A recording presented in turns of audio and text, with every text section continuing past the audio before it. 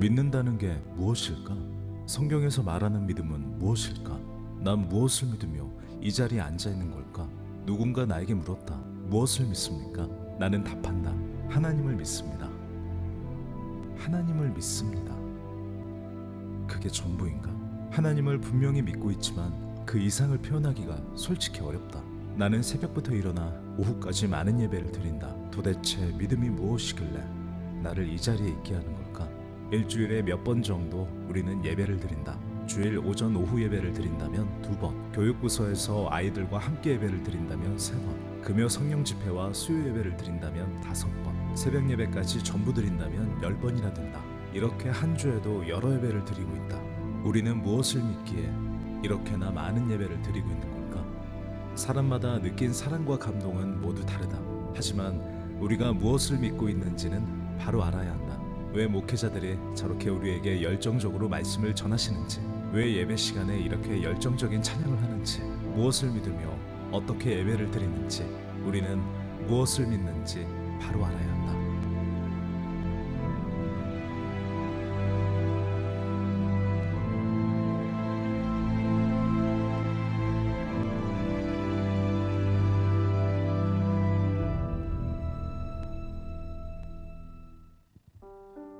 오늘 우리에게 주신 하나님의 말씀은 마태복음 1장 18절에서 23절 말씀입니다. 예수 그리스도의 나심은 이러하니라. 그의 어머니 마리아가 요셉과 약혼하고 동거하기 전에 성령으로 잉태된 것이 나타났더니 그의 남편 요셉은 의로운 사람이라 그를 드러내지 아니하고 가만히 끊고자 하여 이 일을 생각할 때에 주의 사자가 현몽하여 이르되 다윗의 자손 요셉아 내 아내 마리아 데려오기를 무서워하지 말라. 그에게 잉태된 자는 성령으로 된 것이라. 아들을 낳으리니 이름을 예수라 하라.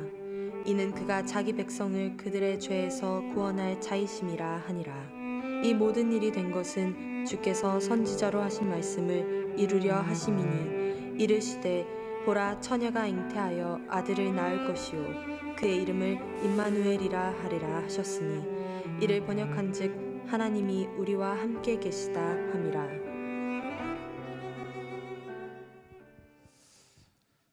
네, 이 땅에 오신 예수님을 믿습니다 라는 주제, 우리 세 번째 주제로 함께 말씀 나누고자 합니다. 지난 수련회 때, 겨울 수련회 때요, 저희가 청년회에서, 청년부에서 많은 은혜의 시간을 가졌습니다. 또 많은 자유로운 시간도 함께 가졌었는데요. 그런데 여러분, 요즘 친구들이요, 이제 자유로운 시간을 주면요, 혼자만의 시간을 주면 무엇을 하는지 아십니까? 네, 핸드폰 합니다. 마찬가지로 또 쉬는 시간에 어떤 친구가 무엇을 막 보고 있길래 제가 이렇게 몰래 가서 이렇게 봤어요. 뭘 하고 있나 이렇게 들여다봤더니 웹툰을 보고 있는 거예요. 여러분 웹툰 아시죠? 모르시나요? 만화를 보고 있는 거예요. 뭐 컴퓨터로 보고 뭐 핸드폰으로 무료로 이렇게 만화를 보고 있는 겁니다. 그래서 이제 뭐가 재밌냐 하고 제가 이제 물어봤어요. 그랬더니 이제 그 친구가 신나갖고 이것저것 막 이야기를 해주는 거예요. 그래서 이제 저도 이제 청년들과 함께 발을 맞춰서 가야 되니까 이제 나중에 시간을 내서 웹툰을 이렇게 봤어요. 네, 어떤 교육자는요, 뭐 중고등부 교육자들은요, 뭐 친구들과 말이 통하기 위해서 게임도 하고 그렇습니다. 배그 뭐 이런 거 하고요. 모르시죠? 네, 뭐 어떤 또 교육자들은 뭐 영화도 같이 함께 보고 그럽니다. 뭐 어벤져스 엔드 게임 이런 거 보고 그렇습니다. 가요도 막 같이 함께 듣고 그렇습니다. 저도 이제 웹툰을 이제 보는데 일명 정주행이라고 하죠. 웹툰을 1회부터 이제 쭉 이제 달렸습니다. 한 5개 정도를 정주행했는데요. 그 중에서 이제 제가 인상 깊게 봤던 만화가 있는 거예요. 웹툰이 있는 거예요. 뭐냐면요, 외모지상주의라는 만화예요. 고개 끄덕이는 분들은 아시는 거고요. 네, 우리 어른들은 뭔 소리 하나 또 하실지 모르겠어요. 네, 그냥 예전에는 만화 보려면 만화방 가야 됐었잖아요. 이제는 핸드폰으로 막 봅니다. 만화의 내용은 이렇습니다. 주인공은 이제 박형석이라는 사람이에요. 이제 그 친구인데 이 친구가 이제 외모로 인해서 왕따를 당하는 캐릭터예요. 뚱뚱하고요, 키도 작고요, 못생겼어요. 매일매일 삶에 자신감이 없는 거예요. 꿈이 없어요. 그래서 모든 것을 다 포기하며 살던 이 주인공에게 아주 놀라운 사건이 일어납니다. 여러분, 그리고 그 사건을 통해서 주인공이 인생이 변화가 돼요. 그 사건이 뭐냐면요, 주인공에게 새로운 육체가 생긴 거예요. 여러분, 만화입니다. 네. 잘생기고 막 키도 크고요, 막 어깨도 막 넓어지고요. 딱 제가 봤을 때 딱 예찬이 닮았어요. 예찬이는 또 누군가 하는 분이 계신데, 네, 잠에서 깨어나시기 바랍니다. 이 결정적인 이 사건을 통해서 주인공이 변하게 되는데 자신감도 생기고요, 용기도 막 얻은 거예요. 그리고 무엇보다 자기 자신 있는 모습 그대로를 사랑하게 됩니다. 새로운 이제 그 육체로 이 살아가는 그 결정적인 사건이 한 사람의 인생을 바꾼 거예요. 아마도 만화 속의 이 박형석은요, 이렇게 고백할 겁니다. 내 인생은 새로운 육체를 얻기 전과 후로 나뉜다. 여러분, 이 만화 주인공과 같이 나를 바꾸는 어떠한 결정적인 사건, 결정적인 이 만남은요, 우리 삶에도 있어요. 이번에 저희 청년부에서 두 커플이 결혼을 했습니다. 규진, 지민 커플 있고요, 또 현근, 미영 커플 아시죠? 네, 신혼여행에서 돌아왔습니다. 네, 어딘가에 있을 거예요. 네. 근데 이 커플 사진, 카톡 사진을 딱 보시잖아요. 본 분 계시죠? 이 프로필 사진에 새 신랑, 새 신부 이 사진이 딱 올라와 있어요.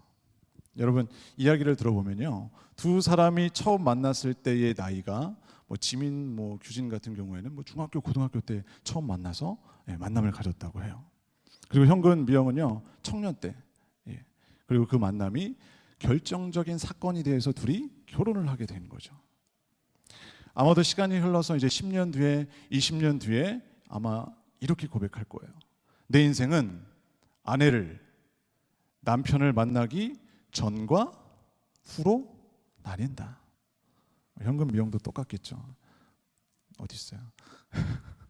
네.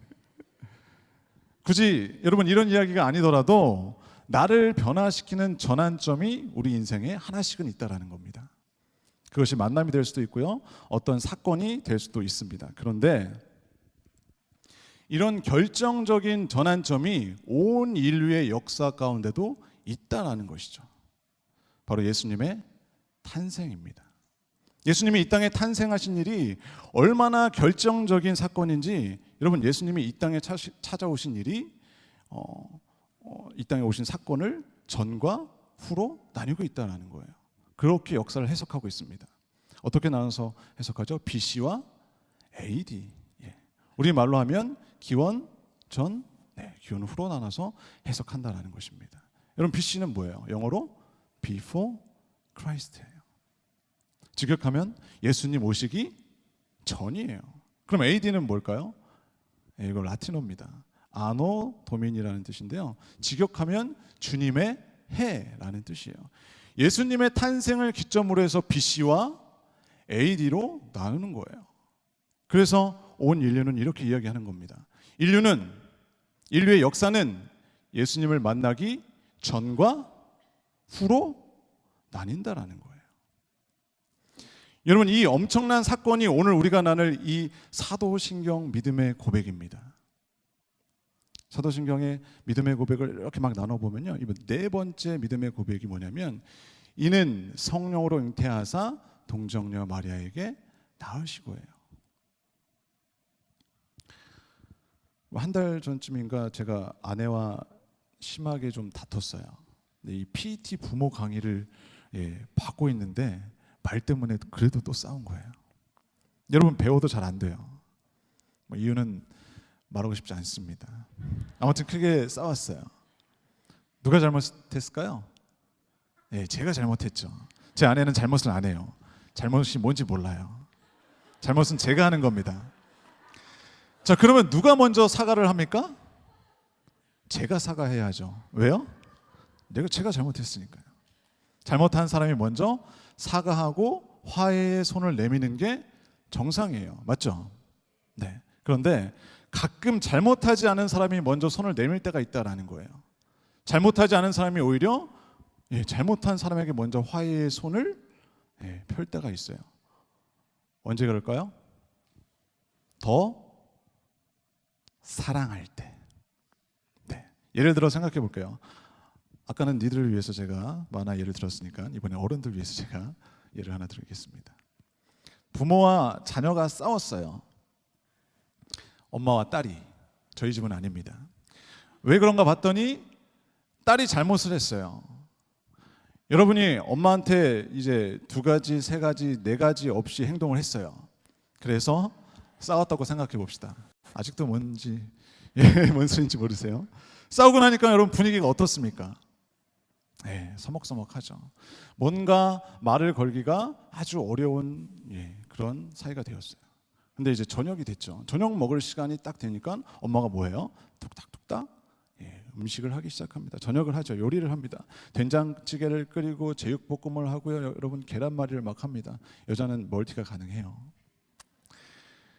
한 상을 이제 다 차려놓고 나니까 엄마가 뭐라고 말을 해요? 여러분 하시는 거 있잖아요. 야, 나와서 밥 먹어. 여러분 누가 먼저 손 내미는 거예요? 엄마가. 잘못은 내가 했는데 누가 와서 먼저 화해의 손을 내밉니까? 엄마가 내밀어요. 왜 그럴까요? 사랑하니까. 더 사랑하는 사람이 먼저 뭐 하는 거예요? 손 내미는 거예요. 화해하는 거예요. 우리가 알다시피 첫 번째 인간 아담이 선악과를 먹어버렸습니다. 하나님이랑 약속을 하고 그 약속을 어떻게 했어요? 깼어요. 아담이 약속을 깼으니까 하나님과 어떻게 됐어요? 사이가 멀어졌어요. 약속을 깼으니까. 여러분 그럼 누가 잘못한 겁니까? 아담이 잘못했어요. 그럼 누가 먼저 화해의 손을 내밀어야 돼요? 아담이 먼저 해야 돼요. 그런데 아담이 사과할 마음이 없어요.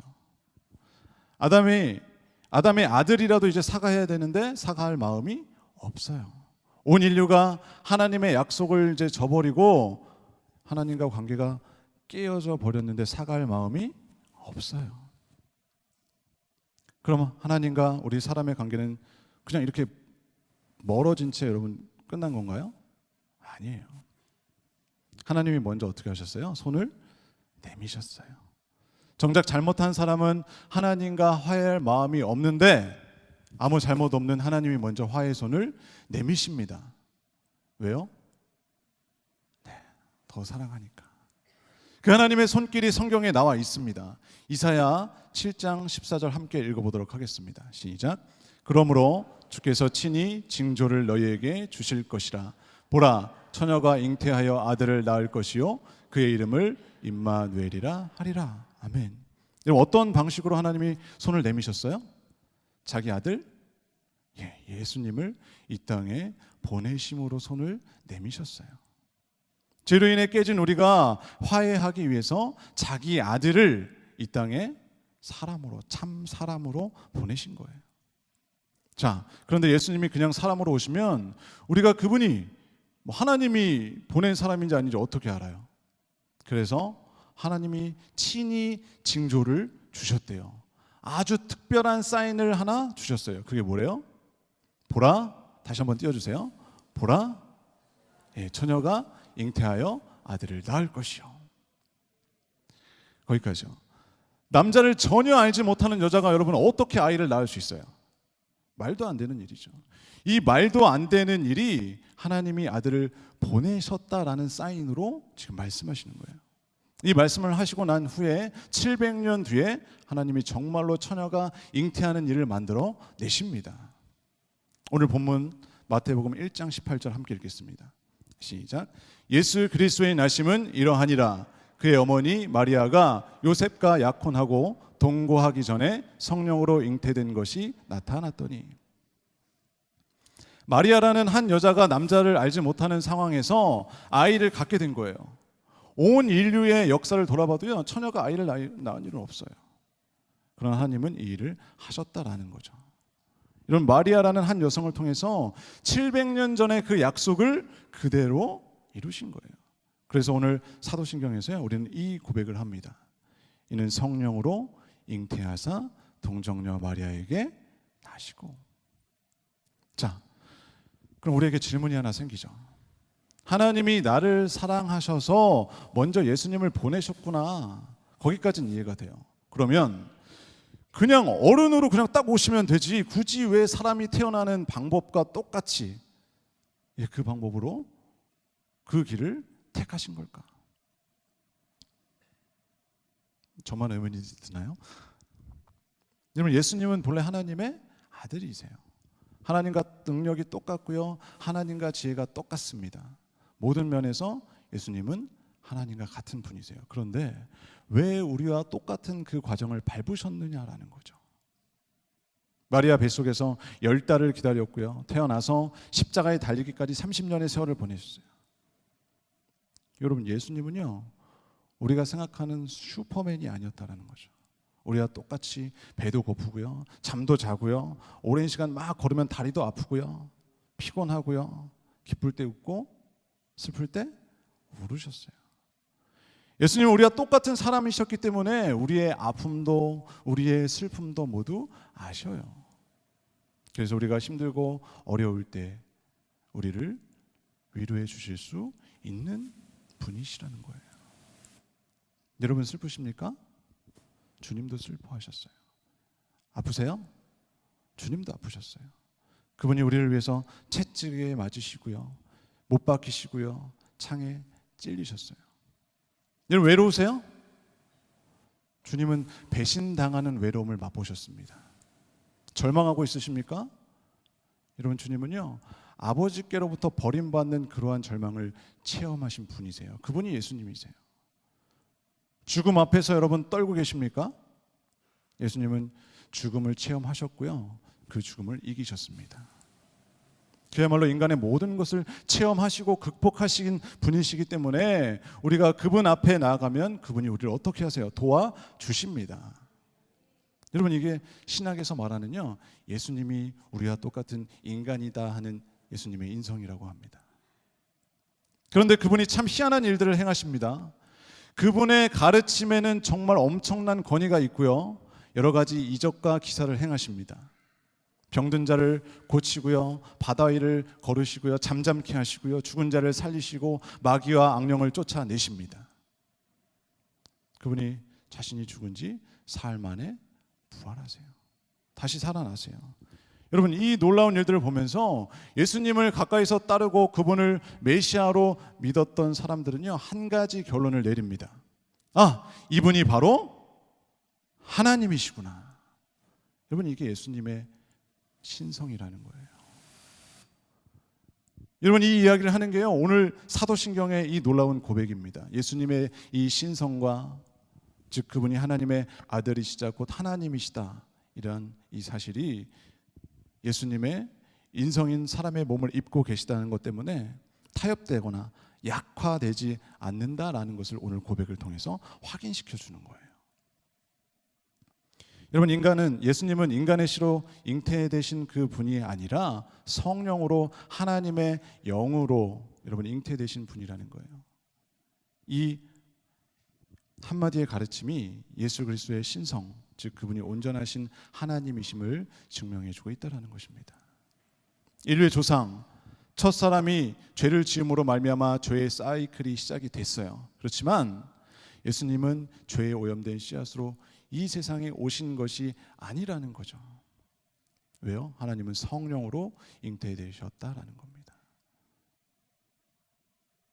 하나님은 성령으로 잉태되신 또 한 아담을 우리에게 주신 거예요. 예를 들면요, 여러분 2011년쯤에 지진과 해일로 인해서 일본이 한번 뒤집힙니다. 엄청난 지진과 해일로 인해서요, 후쿠시마에 원자력 발전소가 붕괴돼서 그 도시가 완전히 폐쇄됐어요. 그 땅에서 나는 이제 방사능에 오염된 채소, 과일, 고기 먹을 수 있습니까? 못 먹어요. 거기서 살 수 있을까요? 없어요. 그럼 어떻게 살아요? 밖으로부터 원조가 와야 돼요. 구원이 필요하다라는 것입니다.